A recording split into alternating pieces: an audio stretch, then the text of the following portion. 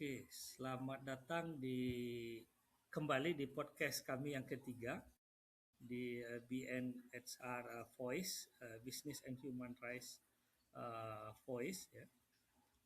Channel ini memang dikhususkan untuk membahas tentang isu-isu terkait dengan bisnis dan human right, bisnis dan HAM. Berhubung pada bulan Maret ini bulan yang cukup berarti bagi masyarakat adat. Tanggal 13 Maret itu sebagai Hari Masyarakat Adat Indonesia. Namun ada juga yang mengklaim 17 Maret sebagai Hari Kebangkitan Masyarakat Adat, tapi kita tidak membahas perbedaan itu. Masih di dalam bulan Maret, fokus di tema kita pada hari ini, pada kesempatan ini terkait dengan masyarakat adat. Pada kesempatan ini kami bersama dengan Bang Andiko, Direktur dari ISM Law Office dan Direktur dari Perkumpulan Pemantauan Akuntabilitas Berkelanjutan, akan membahas isu-isu seputar dengan masyarakat adat di Indonesia, terutama terkait dengan hak-hak masyarakat adat. Mungkin Pak Andiko Bang Andiko sebagai pembukaan untuk menjelaskan apa sih masyarakat adat dan bagaimana hak-hak masyarakat adat. Silakan Bang Andiko. Oke, barangkali kita tidak bicara sebasic itu ya, tapi kita bicara yang sedang terjadi hari ini. Jadi hari ini DPR kan sedang akan menyusun RUU Masyarakat Hukum Adat atau yang sekarang diubah menjadi RUU Masyarakat Adat. Jadi sejak lama ada orang yang menghadap-hadapkan antara isu masyarakat adat dan masyarakat hukum adat. Nah, ini yang ingin saya ulas ya. Karena posisinya itu sejarahnya berbeda-beda ya. Dalam nomenklatur hukum Indonesia itu mereka menyebut masyarakat hukum. Lalu ada kesatuan masyarakat hukum adat. Nah, kalau masyarakat hukum adat itu individu-individu yang berhukum adat, individu atau kelompok yang berhukum adat. Dan ada sebenarnya warga negara Indonesia sendiri itu yang berhukum negara. Makanya masyarakat hukum. Kenapa disebut masyarakat hukum? Karena dua kelompok ini itu akan dibebani hak dan kewajiban secara hukum. Masyarakat hukum dan masyarakat hukum non-adat yang dalam hal ini adalah negara. Nah, kumpulan dari mereka ini yang ada kelembagaan dan sebagainya itu yang disebut dengan kesatuan masyarakat hukum. Nah, kesatuan masyarakat hukum ini kan sudah dikaji sejak lama ya. Kemudian dimasukkan dalam nomenklatur hukum Indonesia. Kesatuan masyarakat hukum adat ini itu adalah kesatuan dari masyarakat hukum adat menjadi sebuah kelompok dan dia kemudian menjadi sebuah subjek hukum. Nah, subjek hukum itu kan individual dan manusia ya. Dan sesuatu yang dimanusiakan sehingga dia bisa memangku hak dan kewajiban. Nah, dalam konteks masyarakat hukum adat ini, maka sebagai sebuah kesatuan, maka kesatuan masyarakat hukum adat itulah yang memangku hak dan kewajiban sebagai dalam hukum ya, sebagai representasi mereka yang khusus. Nah, ini berimplikasi kepada operasional hak. Misalnya contoh, kalau masyarakat hukum adat itu hak-hak personal mereka, perdataan segala macam itu diakui oleh negara. Nah, kelemahannya sekarang proses pengadministrasian misalnya atau lahan yang berbasis hukum adat itu yang masih lambat.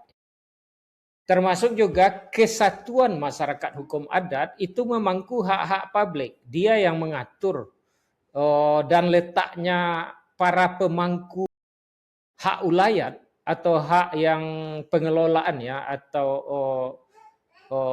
mengatur ya, hak mengatur wilayah adat itu dalam konteks hukum kita itu ada di Kesatuan Masyarakat Adat. Karena itulah Kesatuan Masyarakat Hukum Adat itu, karena itulah hukum Indonesia memberi prasyarat kelembagaannya harus ada.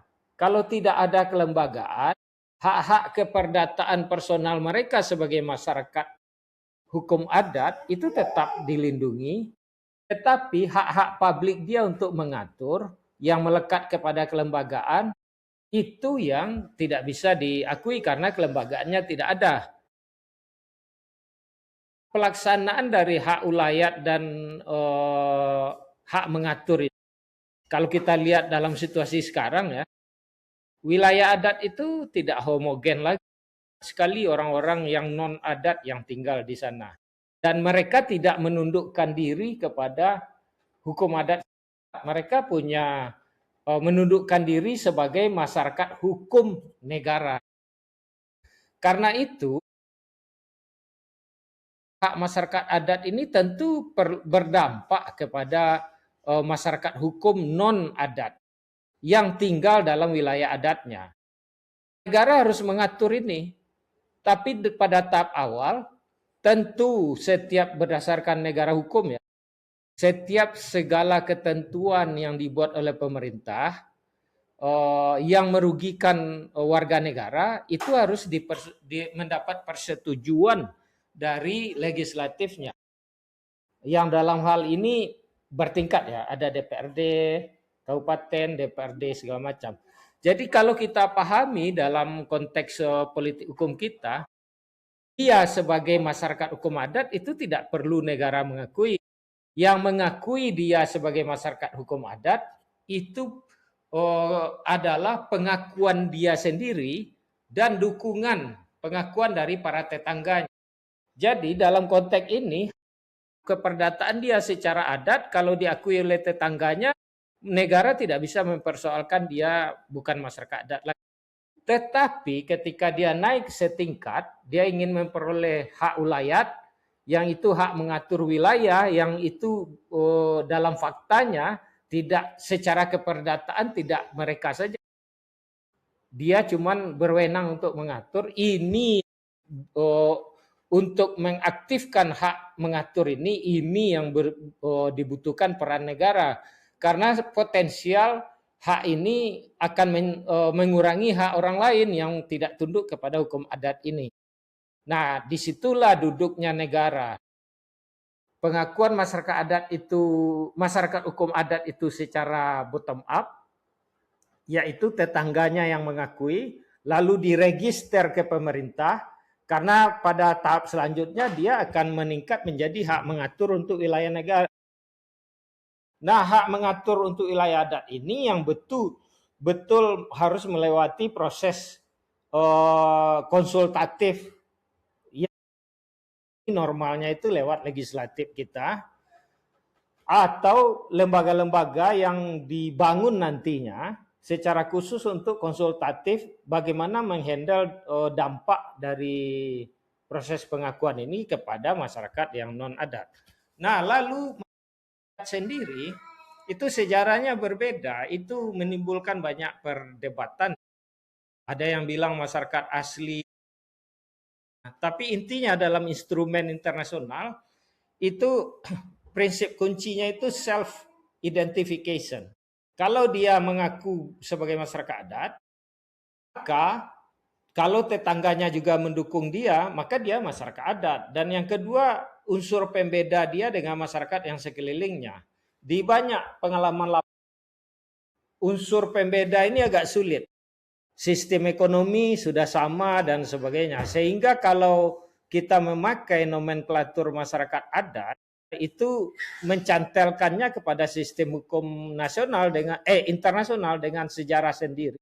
Seperti masyarakat adat di Amerika Latin yang ada mestizo, ada Indian dan sebagainya. Di Indonesia itu tidak bisa kita temukan.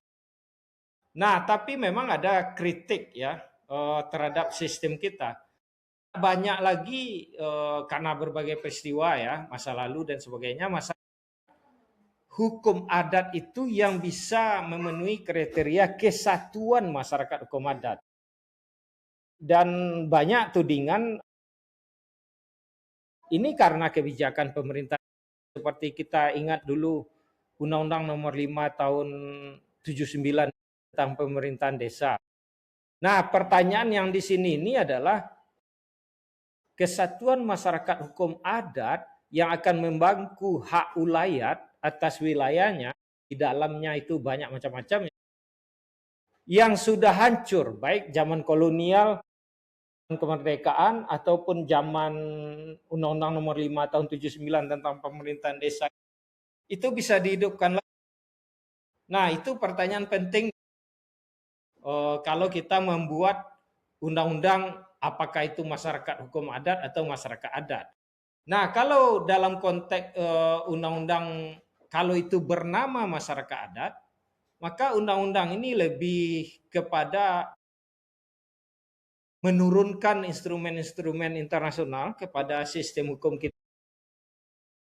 Dan saya tidak tahu posisi politik hukum mengenai masyarakat hukum adat dan kesatuan masyarakat adat yang hukum adat yang sudah dibagi oleh pemerintah sejak lama ya, oleh negara ini sejak lama, itu akan seperti apa korelasinya dengan nomenklatur masyarakat adat dan kesatuan masyarakat hukum adat. Nah, ini siapa pemangku hak dan kewajiban, karena pada konteks tertentu di lapangan sebenarnya kan ini soal bagaimana, tidak hanya soal di luar soal budaya, itu pasti ada undang-undang kebudayaan dan sebagainya, tetapi pengelolaan sumber daya ini, hak mengaturnya, apakah bagaimana bentuk mengatur ketika yang kita adopsi adalah masyarakat adat. Karena ada masyarakat yang sudah lama dalam nomenklatur hukum kita, bahwa masyarakat yang bisa memangku sebagai subjek hukum itu kelembagaannya harus tegas, kuat, dan ada. Jadi begitu sebenarnya dinamika-dinamika yang akan kita hadapi ke depan. Ya, menarik, ada pandangan baru dari Bang Andiko terkait dengan pengakuan masyarakat adat itu harusnya bottom up rekognisi, bukan dari top up rekognisi. Tapi pertanyaannya muncul kembali, Bang Andiko, pengakuan dari tetangga ini, apakah tetangga itu dalam bentuk kelompok masyarakat hukum adat juga, atau masyarakat yang ada di sekitar komunitas itu? Seperti apa, Pak? Karena ini menyangkut kelompok atau individual ya. Individual telusuri aja sumber daya yang mereka kuasai, misalnya soal lahan. Siapa tetangga lahannya, itu yang harus mengakui dia. Oh, orang ini adalah masyarakat adat, di mana sistem hukum yang berlaku di lahan mereka itu adalah hukum adat. Tetapi kalau konteks yang lebih besar yang menuju kepada kesatuan masyarakat hukum adat, itu kan ada kesatuan masyarakat non hukum adat di sekelilingnya, itulah desa-desa. Nah, desa-desa ini yang mengakui, seperti pengalaman kita ya di Riau, itu kita kumpulkan desa-desa dan mereka mengakui kok komunitas ini memang masyarakat adat. Nah, itu tinggal dibuat berita acara, lalu nanti diajukan ke pemerintah, diregister. Jadi dia sebagai masyarakat adat itu nggak ada kewenangan kita, menurut saya, bilang dia bukan, ini ya. Itu nggak bisa pemerintah, itu sistem sosial yang harus mendukung mereka. Tapi ketika dia mau mengaktifkan hak ulayat sebagai hak mengatur, dia jadi kesatuan masyarakat hukum adat yang memangku hak ulayat itu perlu keterlibatan pemerintah, karena ini akan berdampak kepada pihak ketiga yang masyarakat non adat. Di situ posisi pemerintah. Nah, masyarakat yang masyarakat hukum yang non adat ini atau negara ini, dia kan punya perwakilan, kan tidak bisa kita tanya satu-satu. Karena itulah ada proses konsultatif dengan legislatif, DPRD tingkat 2, tingkat 1, kabupaten, provinsi. bahkan terserahlah sampai mana konsultatifnya. Supaya efisien, maka dibangun satu kelembagaan konsultatif untuk itu. Sama ketika perda-perda mau dibuat. Misalnya rumit. Untuk wilayah tertentu oke lah. Nah, proses SK ini harus konsultatif dengan masyarakat sekeliling supaya ada dukungan sosial terhadap masyarakat ini. Berarti memang masyarakat adat itu sendiri juga harus aktif ya, mengidentifikasi dirinya sebagai masyarakat adat, sehingga masyarakat di sekelilingnya atau komunitas sekelilingnya termasuk desa-desa itu mengakui bahwa mereka itu ada di wilayah itu. Ya. Terkait kelembagaan, saat ini kan kita agak rancu terkait kelembagaan masyarakat kesatuan ini kan di beberapa daerah di Minangkabau dikatakan dalam bentuk nagari, perdanya juga sudah ada nagari. Di belahan lain seperti kita jumpai juga di Sulawesi itu ada identitas-identitas kerajaan lama yang mengidentifikasi mereka sebagai kelembagaan masyarakat. Menurut Bang Andiko? Nah, itu kan konstitusi kita sudah mengatur sebenarnya. Cuman kita menurut saya politik hukumnya yang kurang dibicarakan karena kita melihat kita harus melihat secara objektif ya. Nah, di konstitusi itu dibagi dua. Itu yang namanya Zelfbesturande Landskapen, itu yang ex kerajaan, di mana ranahnya itu adalah sistem otonomi daerah, maka dia berhadapan dengan sistem pemerintahan ini. Maka itu pemerintahan sendiri istilahnya, itu negara pada zamannya. Tapi kalau masyarakat hukum adat, itu yang disebut dengan Volksgemeenschap, itu yang udah dijelaskan. Contohnya marga, nagari, negeri. Nah, ini yang kalaupun harus direkonstruksi ulang, ini yang harus dikasih ruang sebenarnya. Sistem-sistem seperti desa adat di Bali itu kan tetap eksis. Nah, kalau mau dikasih ruang, jadi ada dua ya. Yang kalau ini pendekatan, kalau kita bicara hak keperdataan masyarakat hukum adat, itu secara personal itu harus dilindungi. Bagaimana meregistrasinya dan sebagainya. Contoh, keluarga saya dapat warisan,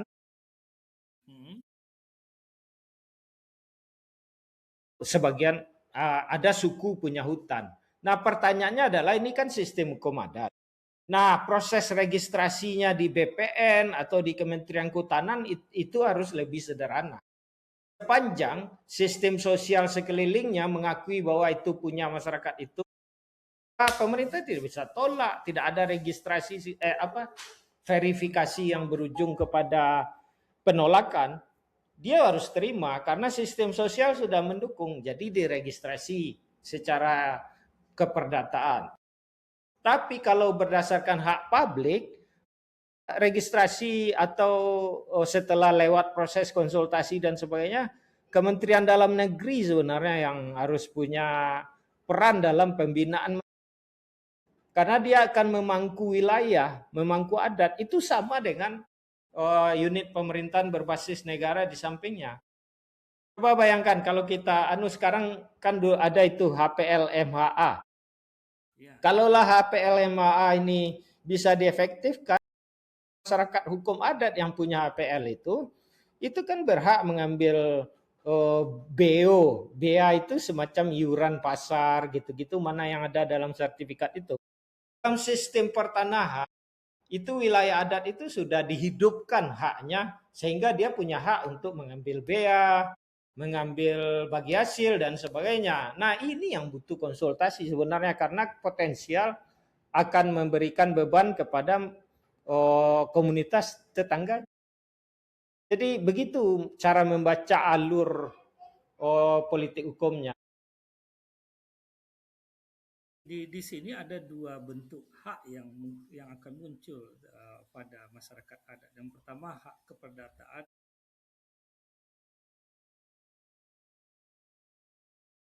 mungkinnya kepemilikan atas lahan berdasarkan adat, dan yang satu lagi hak publik. Mungkin kita fokus ke hak keperdataan. Di satu sisi hukum nasional juga ada pembagian tata ruang, Pak Diko, ada APL, ada kawasan hutan dan segala macam.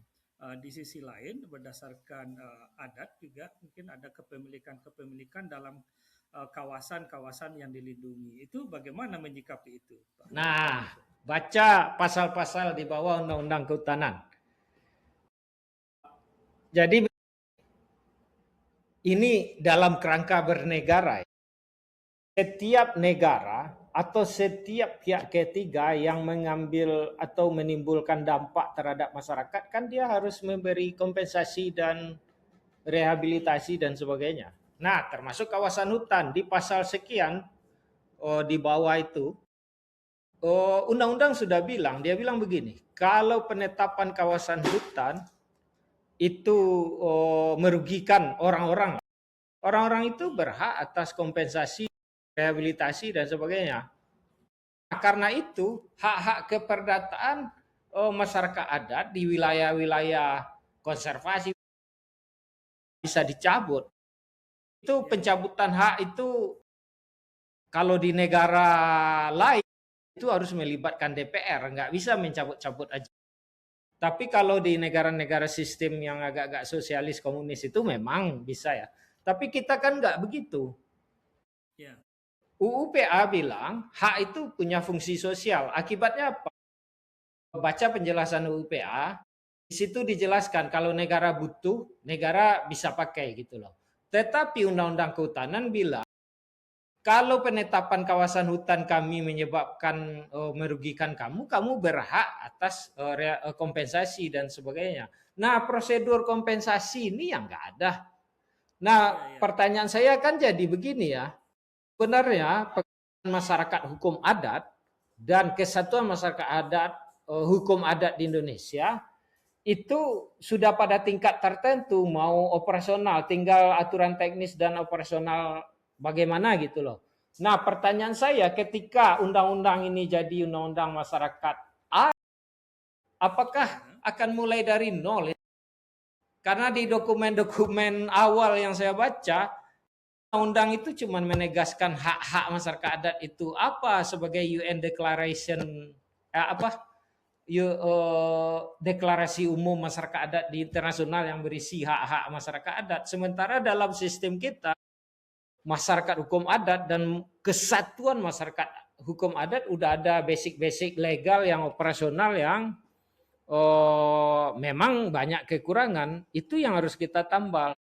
Nah, misalnya masyarakat adat nggak bisa diusir begitu saja dari kawasan-kawasan non-konser, kawasan-kawasan yang dilindungi misalnya pertanyaan tadi. Nggak bisa. Itu harus ada kompensasi.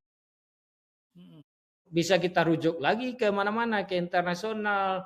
Banyak aturan-aturan. Nah, persoalannya sekarang adalah masyarakat hukum adat dan kesatuan masyarakat hukum adat itu antara hak private dan hak publik ini tersebar di mana-mana.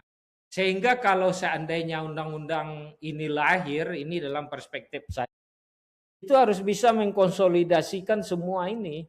Sehingga ini punya efek omnibus terhadap berbagai kebijakan. Jadi, memang kita bisa negara dengan sistem negara sekarang, kalau ditemukan mineral di wilayah adat, lalu datang negara, tidak bisa serta-merta diambil, tapi harus ada FPIC, harus ada bagi hasil yang adil, karena hak-hak keperdataan dia nggak bisa dicabut begitu saja, harus ada kompensasi gitu loh. Ya. Menjadi tantangan juga, Bang Andiko, ini masih terkait dengan hak-hak keperdataan ya, kita belum bicara tentang ke hak-hak publik. Ketika kesatuan masyarakat hukum adatnya belum ada, tadi disarankan untuk melakukan bottom up recognition ya. Tapi ketika itu belum dilakukan, masih dengan pendekatan yang ada sekarang melalui penetapan melalui produk hukum daerah. Bagaimana sebenarnya masyarakat adat itu saat ini mengamankan hak-hak keperdataan? Apa yang disarankan? Dalam istilah hukum ya, Hmm. banyak mereka justru mereka kemudian menundukkan diri sistem hukum negara. Jadi misalnya mereka sertifikatkan lahan-lahan mereka Ya, dalam sertifikat hak milik. ya. Ada sertifikat hak milik sejak lama ya. Tapi Hmm. itu lahannya jadi bukan komunal. Karena Ya, semua yang berhak masuk ke situ.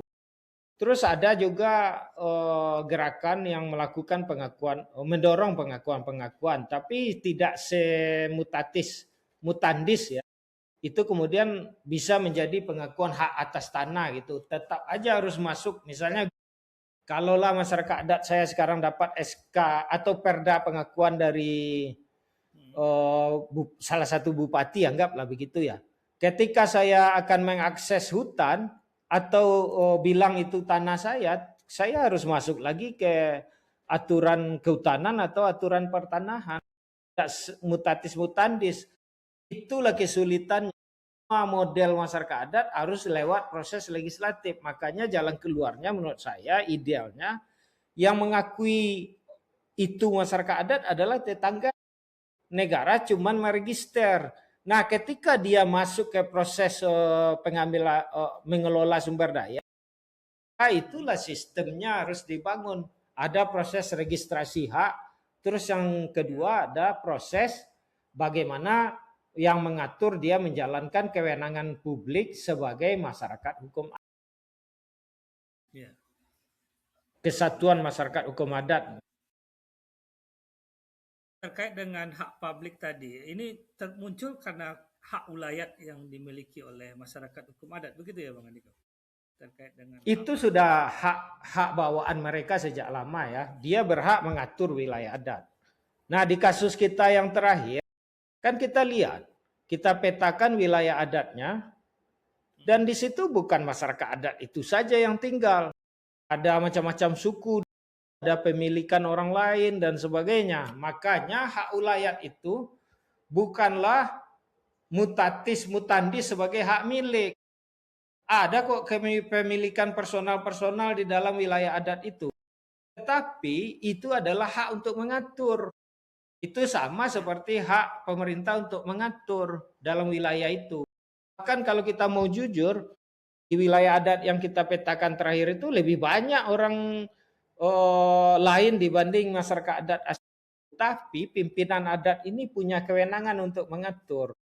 Nah, kewenangan untuk mengatur ini tentu akan berdampak kepada masyarakat non adat di sana. Nah, karena itulah dibutuhkan proses konsultasi dengan legislatif perwakilan atau lembaga yang dibentuk secara khusus dengan itu. Karena idealnya begini, karena itu wilayah masyarakat adat, maka kalau upacara adat mereka harus hadir misalnya. ya, Atau ya, pas ada upacara adat atau apa mereka harus menyumbang. Atau bahkan lebih tinggi bisa jadi masyarakat adat ini minta retribusi gitu loh, pemanfaatan pasar atau apa. Nah, ini kan butuh konsultasi.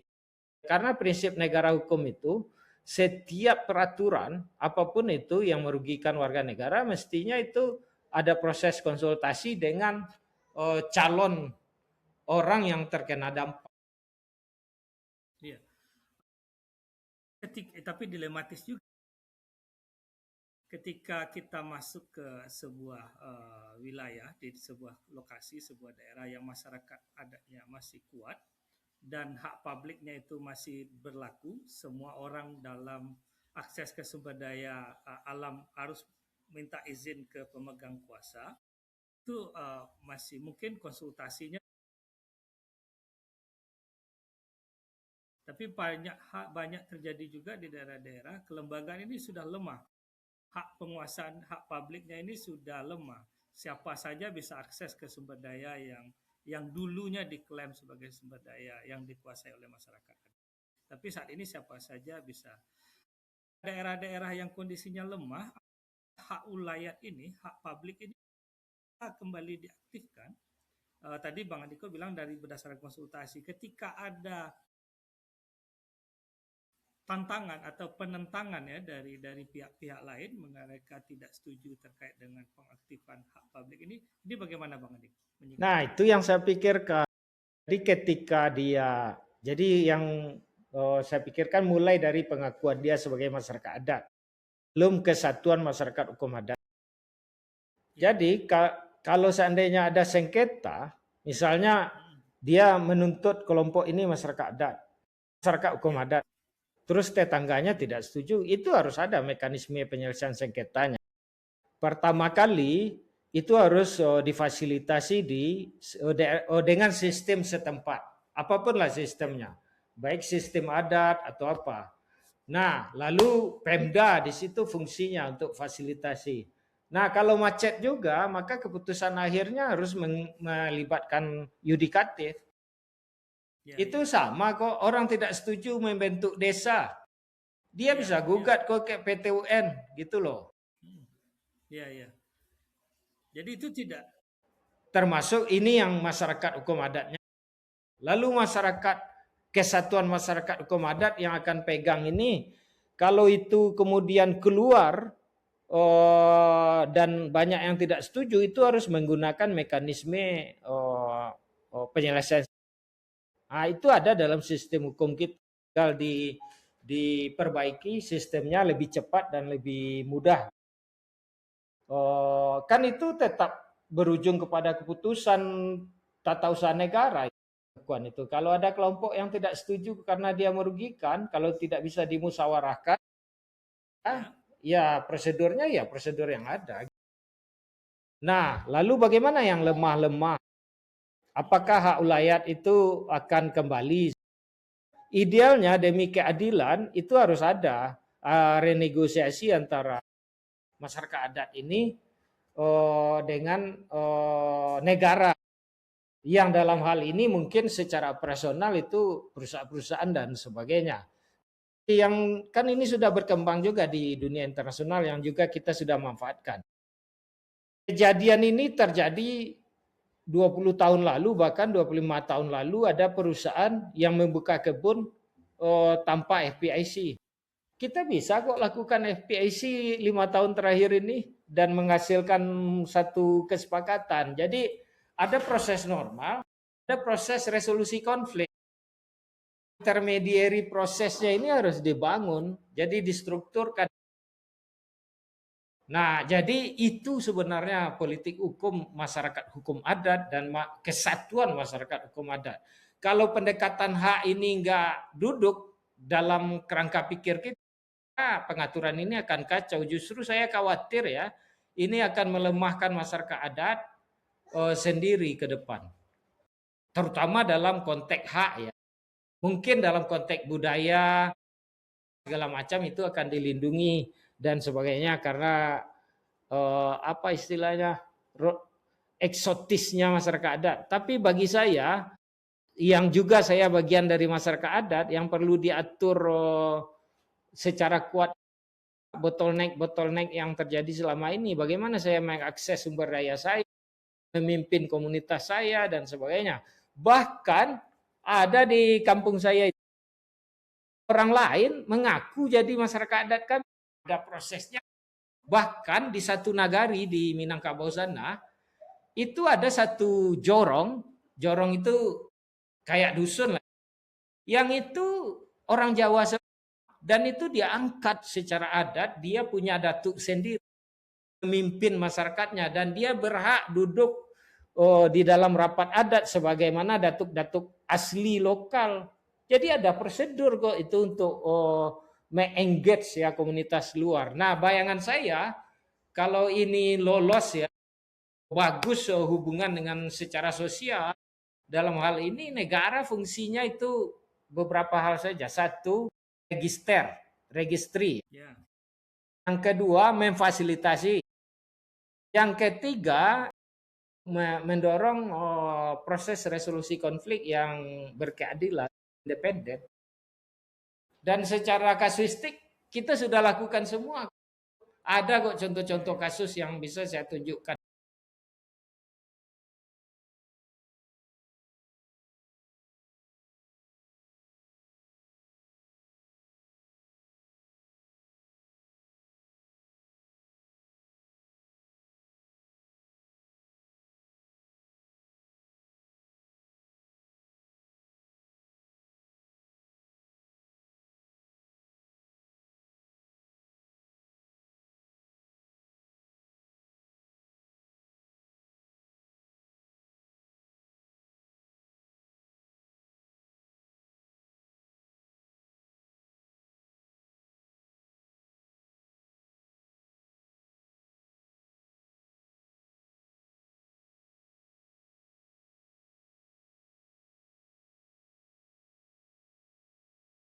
Jadi begini, di dalam wilayah adat itu ada masyarakat hukum adat yang tunduk pada hukum adat lama. Tapi dunia sudah berkembang, kemudian ada masyarakat non adat. Dia masyarakat hukum negara.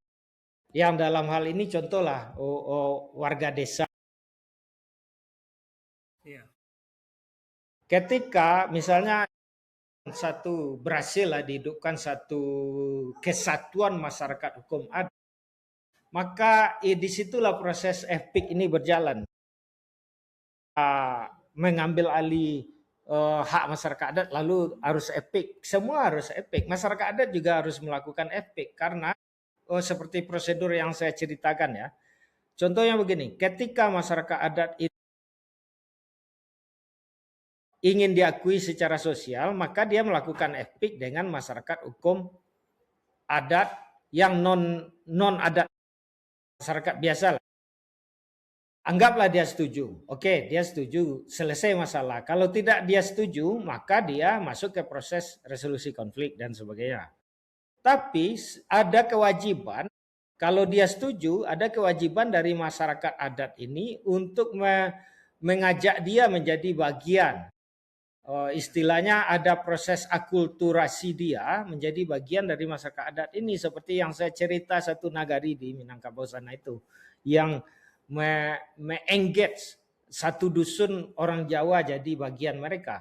Ketika mereka di-engage untuk jadi bagian dari masyarakat hukum adat, maka seluruh hak dan kewajiban dia sebagai masyarakat hukum adat akan terjadi hal-hal tertentu yang disepakati. Nah, artinya apa? Dalam rapat-rapat adat mereka akan ada perwakilan. Nah, tetapi tentu ada masyarakat yang tidak setuju, akan berdampak ke dia. Makanya proses fasilitasi FPIK-nya itu melalui legislatif. Kenapa legislatif? Karena legislatif ini mewakili mereka, masyarakat non-adat atau masyarakat hukum adat. Nah, digodoklah di situ dengan berbagai cara dan proses. Tapi anggaplah itu rumit, harus ada alternatif. Misalnya ada kelembagaan khusus yang itu berisi perwakilan dari non-adat dan adat yang difasilitasi untuk mendiskusikan ini. Dan itu proses konsultatif dan FPIC itu harus sepanjang waktu. Jangan mengundang negara untuk membackup sekelompok masyarakat, lalu menafikan masyarakat lain, itu buka konflik sosial. Jadi hukum ini harus bisa memfasilitasi semua kelompok. Tujuan hukum namanya itu kepastian, keadilan dan kemanfaatan justru terwujud. Nah, saya baca berbagai versi RUU masyarakat adat itu terpisah-pisah. Kalau dilihat dalam kacamata politik hukum, tidak tidak ada satu ketersambungan di dalam itu. Ini mau ngapain ini? Selain menegaskan hak, membentuk kelembagaan segala macam, ini politik hukumnya ke depan seperti apa dalam konteks kebangsaan kita. Nah, kritik-kritik terhadap lemahnya aturan implementasi itu kan mestinya dibangun dalam satu politik hukum yang utuh. Bahkan kita punya bayangan teknisnya seperti apa nanti ke depan. Jadi ada satu draft saya baca, nanti akan ada tim verifikasi di kabupaten yang ada akademisi segala macam gitu-gitu. Itu apa namanya itu? Kita mau membedah masyarakat, orang masyarakat ini ngaku dia masyarakat adat, terus mau kita nafikan dengan penelitian. Nah, harusnya yang punya hak untuk menafikan ya tetangganya, karena tetangganya yang akan berdampak. Nah, ketika terjadi sengketa, orang-orang kampus, tim peneliti segala macam ini bisa jadi saksi bahwa bacaan dia begini segala macam gitu loh, bukan menghakimi.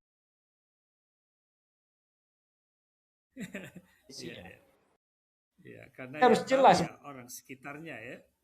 Iya, sistem sosialnya itu yang namanya bottom up recognition itu. Bahkan dalam sistem internasional itu self identifikasi itu tidak cukup. Ya, yang jarang dibaca itu adalah harus ada pengakuan dari tetangganya bahwa dia masyarakat adat. Itu jarang diungkap. Yang diusung-usung ke depan itu kan self identifikasi saya, bukan ikutannya enggak dibaca, harus ada. Nah, seperti itu.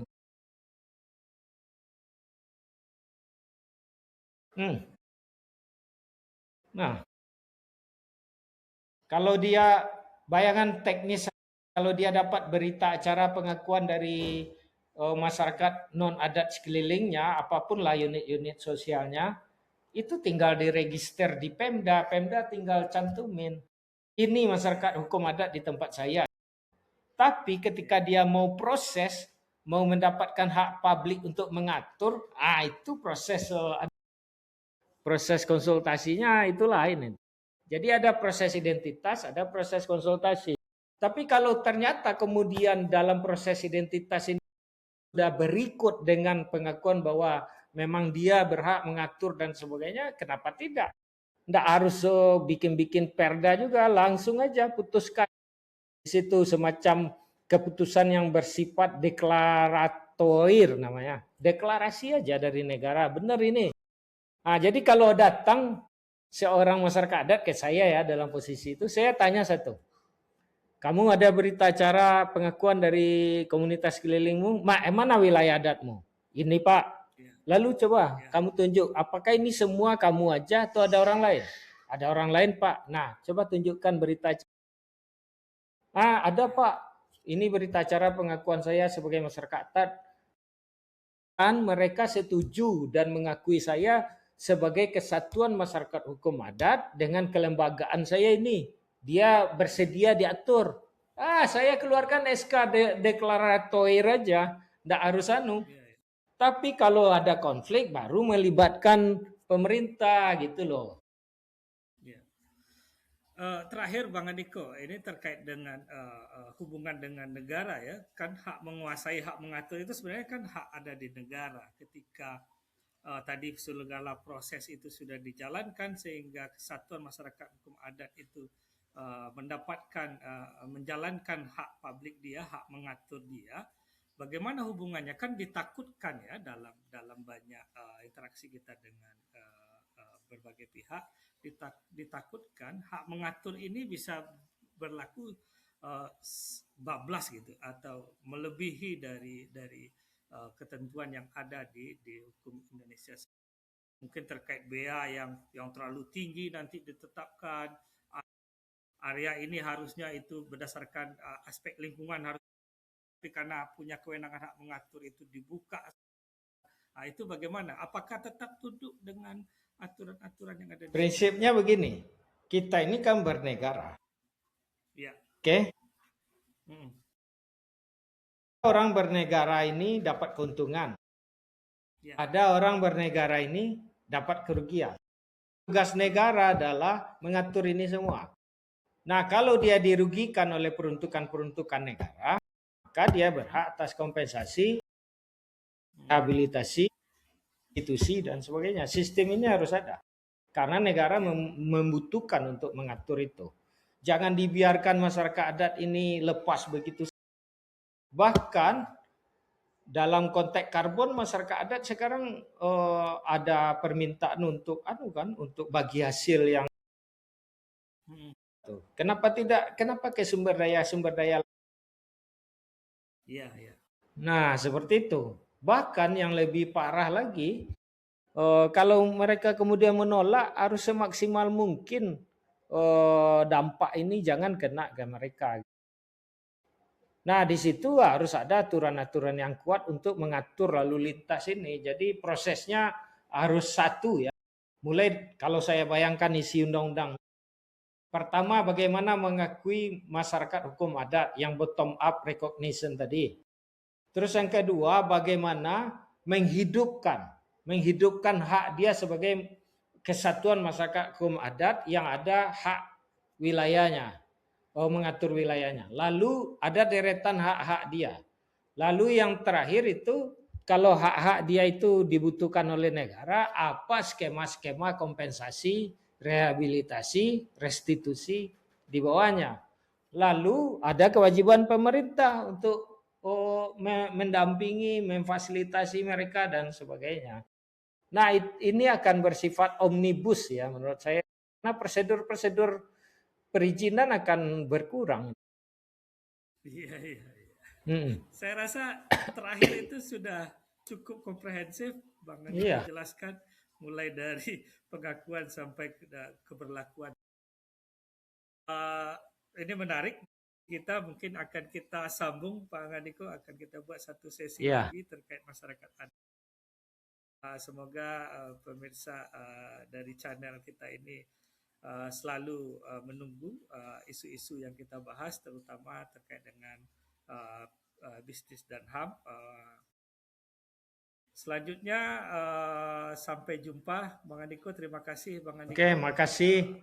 Semoga nanti podcast ini didengar oleh pihak pengambil kebijakan ya, supaya betul-betul kita membawa hak masyarakat adat ini tidak di atas kertas saja, tetapi operasional. Nah, itu bayangan saya.